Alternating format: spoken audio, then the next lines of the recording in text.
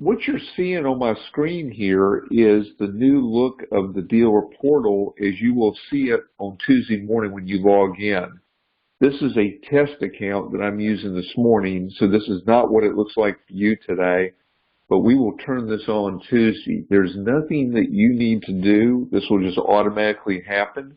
But I wanted to, our goal today was just to go over with you some of the changes and to try to answer some questions that you might have when you use it for the first time. I went through a couple of these classes yesterday that Ann taught, and for the most part, it's going to be pretty simple. Not a lot of changes in terms of the order entry process, but we will walk through that so that you're aware of what those changes are. But probably the biggest changes that you're going to see is it's got a different look, a little bit more of a modern look to it. I guess they refer to this as a skin or a new look here. You're going to see, for example, you're going to be able to go in here. If you click up here when you log in Tuesday, you'll be able to go to a profile and actually upload your picture. That's something that is just an example of something new. Looking over here on the left-hand side, this is your dashboard. You're going to see all of your statistics like you're used to seeing now. One of the things that you'll see will be the leaderboard. And I don't know, I can't remember if it's like this on our current version, but I do know that we're separating sales rep leaderboard from dealer owners who do personal installs dealer board. So, you should see that will be separated out for where we are year to date. You also have the year to date rankings for the dealerships. And then I am logged in. Let's see, let me click this here and get that out of the way. I am logged in under Get Secured. So if this was your dealership, when you come in, if you have sales reps in your dealership, you will see a ranking of your dealers year to date, or of your sales associates year to date, like we see over here. So for example, Scott Weinstein is the #1 representative for Get Secured, but he's also #1 for Safe Streets with 245 installs for the year. Charles Land down here is #3 for their dealership, but he's actually #4 overall, and so forth. So hopefully this is something that will be helpful to you and will help you set goals. I know we have some people here that are, some dealers that are, let's see here, what dealers do we have on the call here today? Anybody in the top 10 year to date? I don't think so. But on personal sales, Arturo, he's on the call today, and I see you down there at 101. I don't know if anybody else is represented here that may have signed on to the call, but anyway, we'll see that. So you'll have a lot of statistics right there on your home page. Competitions. This is coming soon, but eventually what we're going to want to have here is going to have some head-to-head type competitions that you can do with other dealers. Try to create some fun competitions for people. So you're going to see some functionality here that's yet to come. Team management. You will have some access here to be able to see who are all the users who are on your team. You'll be able to take a look at the people on your team here. Customer orders, we're going to talk about that in just a second. We're going to come back to that. Goals. We don't have this ready yet.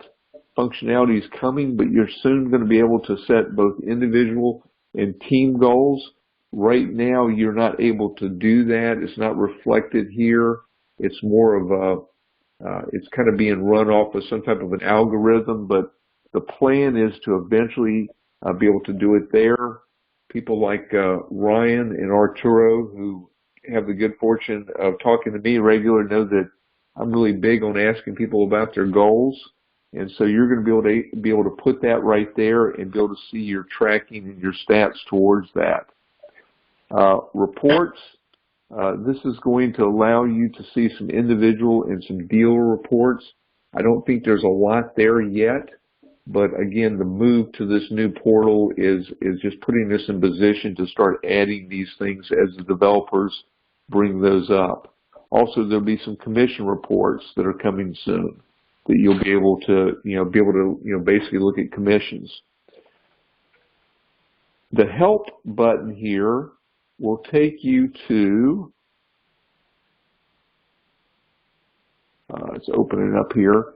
When you go to the Help button, it's going to take you to a series of videos, help videos. If you have questions about using the portal, let's see, this is opening up. Like there's a little short video on general navigation of the portal. Here is a video on the order entry process, step 1, step 2, step 3, step 4. We're going to actually walk through this today, but if you needed to go back and reference it, there are some videos there. If you need to know how to get your headshot up there like we talked about, here's a video on that. So you're going to see some additional documentation being added to this as time goes on. And one last thing here on the navigation bar, the bug feedback is there so that anytime you have a problem, you can just simply click on that, put in what your problem is, hit send, and it'll go right to our developers. And they're pretty responsive. So if you have trouble doing something, or if you have a suggestion or something you'd like to see, just send us either a bug or a feedback ticket, hit send, and know that that's a way that you have some direct opportunity to do some feedback. So we'd encourage you to take advantage of that.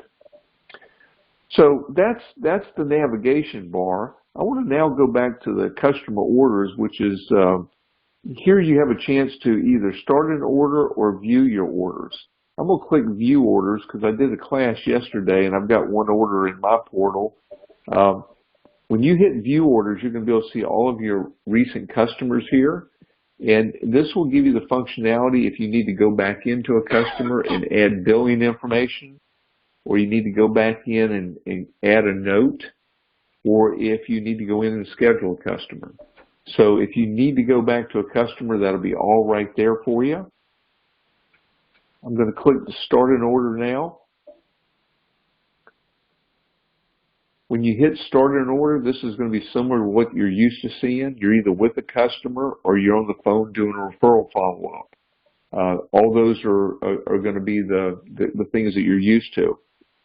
There was a third bar here that you're used to currently, which is when you can go into an existing order, but I just showed you can find that now under View Orders. This right here is experimental, so it's not going to be available to you right away, but what we are working on is a process whereby you could text a form to a customer if you weren't with them, have them sign that and text it back to you. That would be able to come into the system and it would keep you from having to do the three-way call into the call center in order to have them run credit when you're on the phone with somebody. So that's an experimental thing that we're working with a couple of our dealers right now to work the kinks out of. But hopefully that's going to be a great functionality that's going to make life simpler for you going forward, particularly for those of you who find yourself in situations where you might be doing some of your orders over the phone. So let's go to I'm with the customer. Let's click there, and we're going to take a look at what's new inside the customer order. We're actually going to walk through. Again, I'm in a test portal here, so this is not going to really do anything. But let's just go in here and create a customer. Milton. And let's go in here and put the last name. And we're going to need to put the date of birth here. Hey, Joe.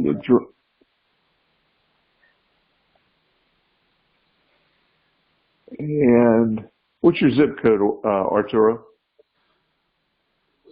34744. Say it again. 34744. You feel what? I feel old now. If you have a prior address within 2 years, you would click this and it would give you a place for that. We're just going to assume that he's been there for at least 2 years. We're going to need 2 phone numbers.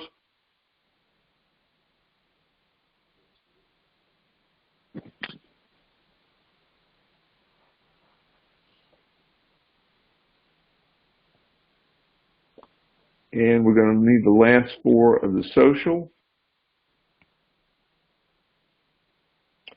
And then Arturo is going to sign right here, authorizing us to pull credit.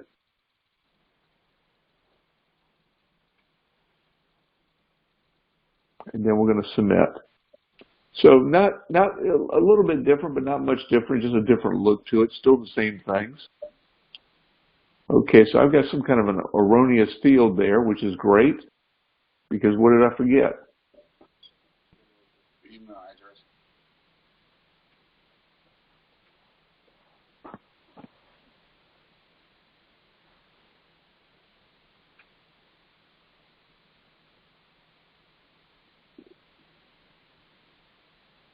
So let's try that again.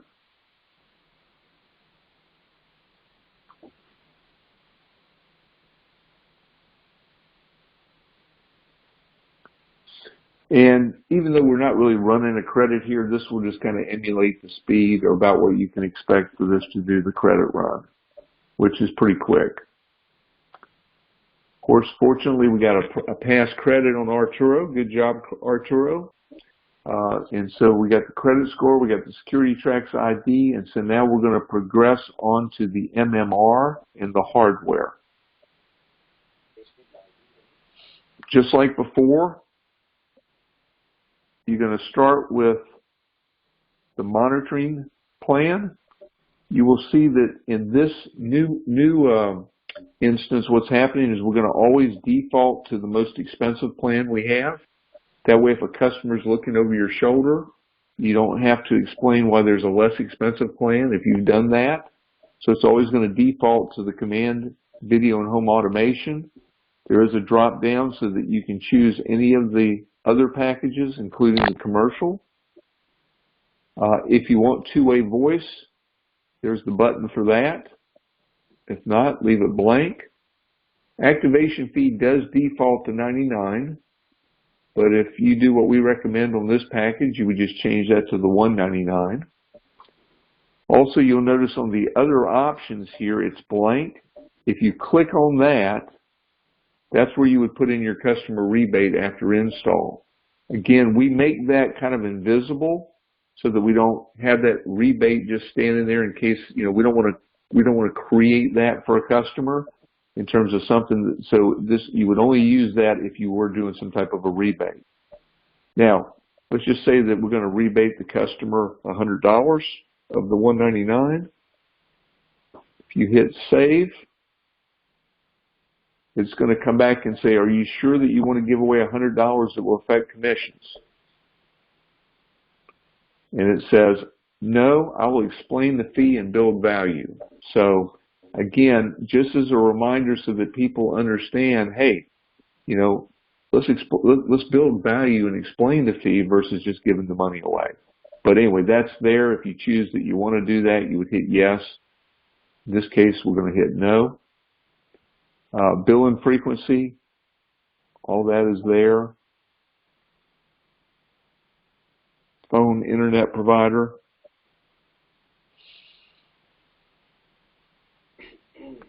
Okay. And then we're down to our package details. Now, one thing you'll notice on package details is you now have pictures of all the equipment. Okay. Because we chose the combo video and automation, it's going to default to what we recommend, which is 3 doors, a motion, a key fob, indoor camera, and a light module. Now, if you decided that rather than a light module, you wanted to do a door lock,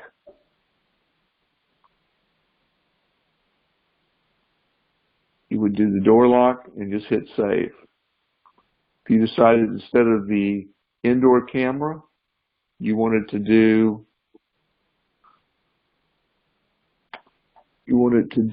a ADT doorbell camera,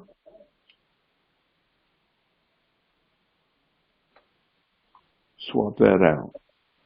If you decided that you didn't want to do a key fob, because again, customers at this level are generally going to use their phone, you can just delete it.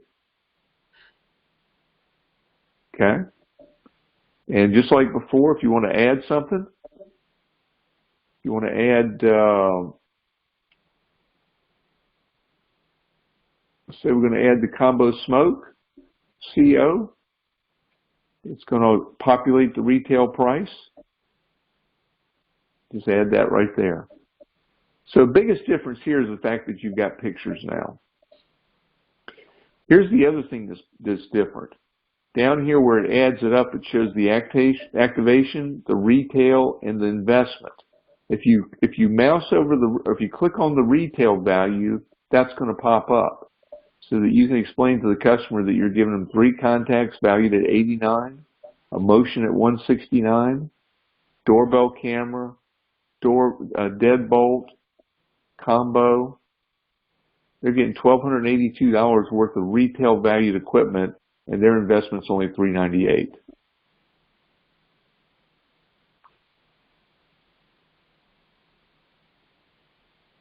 There we go. Okay. Any questions about any of that? Anybody wants to ask? Okay.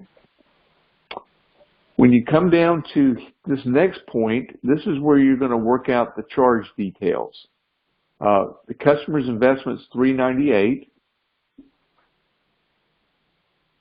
I'm going to collect $199 today. And then I'm going to add the balance down here. Or I'm going to get the full $398 today. So you have the ability to allocate what you're going to collect today and what you're going to collect at the install.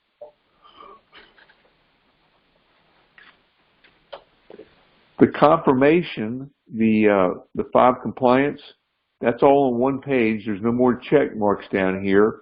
We just have them check it right here, the one place. I've read and I understood. Have them sign and submit.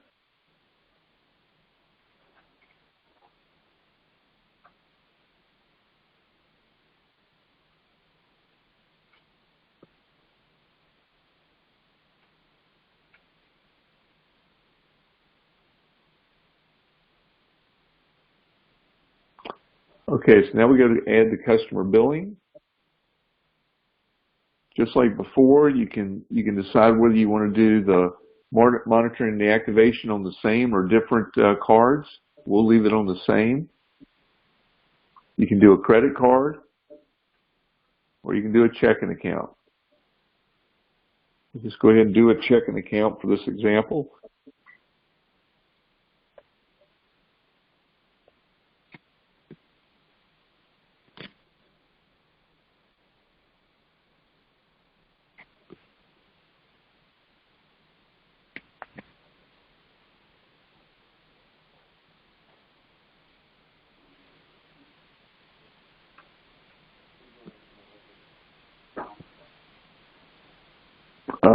Excuse me, it's not a valid, it's got to be a valid routing number. So let me,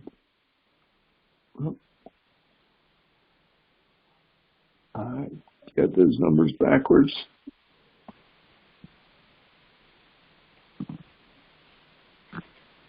There you go. Checking account. So you saw just a minute ago, it's not going to let you go past that if you put in an invalid routing number. If it's a different billing address, you would fill that in and you hit submit.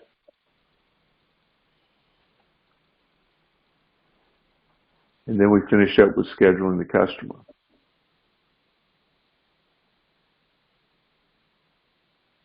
So now we've got the search that's going on for a customer in that zip code when our availability is. So we'll give it a second to do that.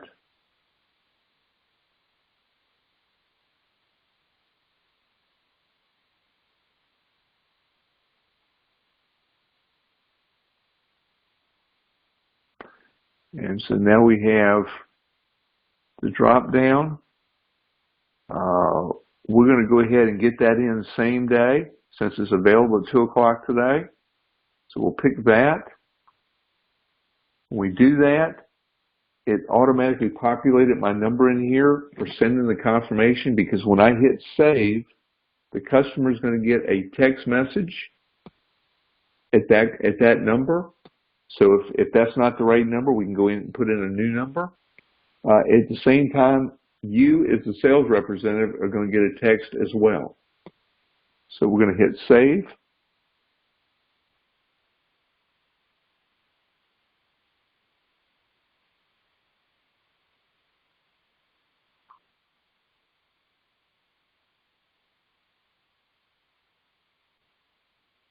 Boom, and we're done. And it just takes us back to our customers.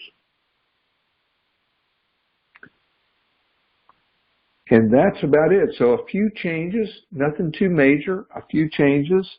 But anyway, at this point, I'll open up to see if anybody has any questions they want to ask about anything we just looked at.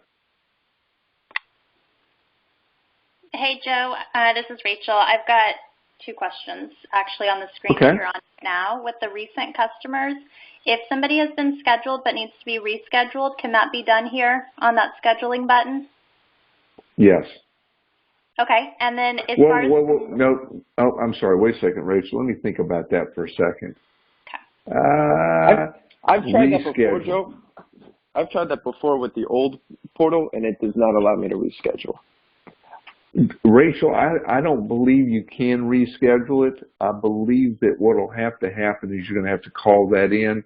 But let me do this. That's a great question. Let me ask that question and find out and get back to you on that. But I believe this is just in case you didn't schedule it, like you just created the customer and you're waiting for them to, maybe go get their calendar, call you back or something. I don't believe this is going to allow you to do a reschedule. But we need to have that ability to do that so that, again, we can cut down on those phone calls, which is our goal. So let me confirm that before I say yes on that. Good question. And then also on the screen, as far as the notes, can everybody see the notes? So we can see them, the technician, anybody in the call center. So if we're adding something there, it's kind of anybody can have access. Or is there only a specific team that can see that? So we need to know that if, for example, the technician needs to know something, we're not going to be able to, they won't have access to that. Or what's the case with the notes and who can see that? Yeah, that's a great question. So here's what I would tell you about that is once you've entered your order and scheduled it, now there's a workflow that's going to go on where everybody is going to do their part. Anything you add after that, at this moment, you need to call that in because you don't want to, there's not an accountability that somebody's going to see that and make sure that all the proper parties, like a technician, is notified. Because even though the notes are there, some of our accounts can have 20, 30 different notes in there by the time the technician gets to the install. So they're not generally going to go back and read the history and read all those notes. So that would be a concern of mine is after anything you want to add before you schedule it and finalize it, yes, you can do that right through the notes. Once you've scheduled it, anything new that happens after that, always call that in until we have some kind of assurance that, there's some way that this is going to pop up and somebody's going to take accountability. Because right now, I think that's a risky thing that somebody's going to see it. That's exactly what I needed to know. Okay, thank you. But listen, both of those two things you're talking about are the kinds of things that we're working towards. So your feedback's very important because those are things that, and I know a little bit about your business, Rachel. I mean, if you're doing what you do, it's just as disruptive for you as it is for us to have to do the manual work of a phone call. So we need to make that work. And again, we're going to work towards that. So let me confirm up on the schedule thing, but I'm almost sure that this is only going to be good for the first schedule. Okay, got it. Thank you. Good questions. Anyone else? Yeah, Joe, I just had a quick question. This is Ryan. I do a lot of extra equipment and different charges. Is there any way to, because I noticed that when you added the smoke detector, it automatically added $200. Is there any way to have that defaulted at 0? or I would just have to go in there and change it back to 0 if I wasn't charging for the individual, for instance, a smoke detector. So you were talking about, like when you pick the package, it automatically populates the equipment that would normally go with that package. But say, for instance, I wanted to add a smoke detector like you did. I noticed that once you added the smoke detector, it said $200. But normally I just tackle that in with the activation rather than individually charging for it. So there'd be no way for me to. Yeah, all you would do is just go in here and type 0. Okay. And save, and boom, there you go. And it says, now look, it says, do you want to see the cost of this item deducted from commissions? So again, for those of you like Arturo, for example, who has salespeople, this kind of supports what you're trying to get them to understand here. But Ryan, in your situation, you know, you're doing it as part of a package or whatever. That's fine. So you got that right there. You just can do it like that. Another thing you could do is you could edit the key fob, for example. And let's say you went to that key fob and you want to do the combo smoke CO. You know, you can just go in there, and if you're swapping one for the other, just click on the one that you're not using and just change it. So 2 ways you can get there. But yeah, you can zero out the price if you want to, or you can, again, if you're using the point system and a combo smoke CO is 2 points, you know that you got to collect at least $80 to have that be a wash for you. You know, that type thing. Perfect. Yeah, that was my only question. No, good question. This is very exciting from where I sit, because what we're seeing with this is we're seeing the beginnings of starting to add a bunch of things in here, things that I think everybody can see value in, particularly for those of you who either, like to track things, get reports, be able to look at your business and or manage people who, work in your business. And so we're beginning to see that this is really being developed into a tool that's going to allow you, kind of give you the joystick and allow you to be able to run the controls here and get what you need in terms of business intelligence. So I hope you're excited. We are. And I think that you're going to see a lot of new things to come. Don't forget that bug feedback button. If you have an issue with something, or if you have something you'd like to see us add, take advantage of that, because you now have a direct channel into our developer team to give them feedback, and it's very easy for you to do while you're there and while you're thinking about it.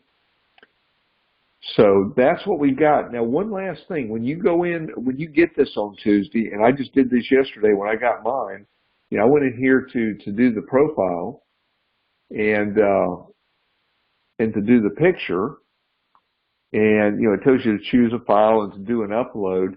It takes about 30 minutes before that thing, 30 minutes to an hour before it actually shows up, so don't freak out.